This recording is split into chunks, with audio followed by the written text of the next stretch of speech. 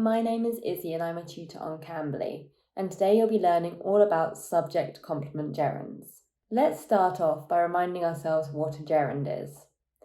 Gerunds are the ing forms of verbs that are functioning as nouns in a sentence.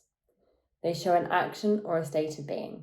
For example, an action can be shown with the gerunds hiking, swimming, or studying. A state of being can similarly be demonstrated with gerunds like refreshing or amusing. Gerunds also appear in gerund phrases, which combine the gerund with other words that add additional information. For example, the phrase sprinting across the field is a gerund phrase. Both gerunds and gerund phrases work the same way and have 4 variations in regard to how they function within a sentence. These are as the subject of the sentence, as the direct object of the sentence, as a subject complement, and object of a preposition. Today we're going to look at gerunds as the subject complement.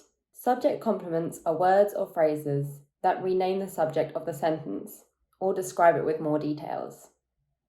In this case, the gerund will follow forms of the verb to be, such as is, was, and have been. Let's take a look at gerund phrases acting as a subject complement in these sentences.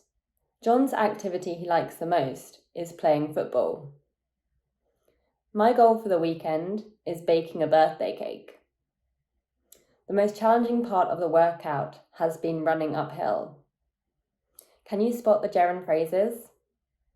Notice how these gerund phrases follow the verb of the sentence, but modify the subject rather than the verb itself. You can substitute any of these gerund phrases with another noun and the sentences will still make sense.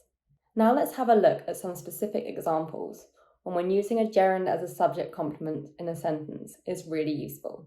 Here is an example of a sentence with a gerund acting as a subject complement. The assignment was frustrating. Here is an example of a sentence with a subject complement which isn't a gerund. The assignment was difficult. Both difficult and frustrating work as subject complements. They tell us what the assignment was, which in these cases was difficult and frustrating. While these two words may seem like they are interchangeable, frustrating gives readers a more specific idea or mental image, while difficult is a bit more unclear. Here is another example without a gerund. The marathon was a challenge. And now let's change the sentence slightly to add in a gerund. The marathon was challenging to finish.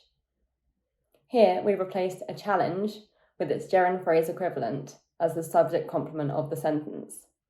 We now know what specifically was challenging about the marathon. So as you can see, this change to the gerund helped to give more information. So now you can try it for yourself. Can you spot the gerund phrases acting as subject complements in these sentences? His favourite activity is hiking in the mountains. One of their responsibilities is cleaning the dishes. My cat's favourite hobby is sleeping on the chair. Did you spot the gerunds?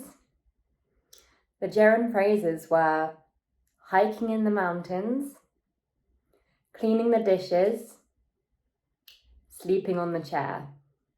I hope this video has helped you to understand the use of the gerund as a subject complement.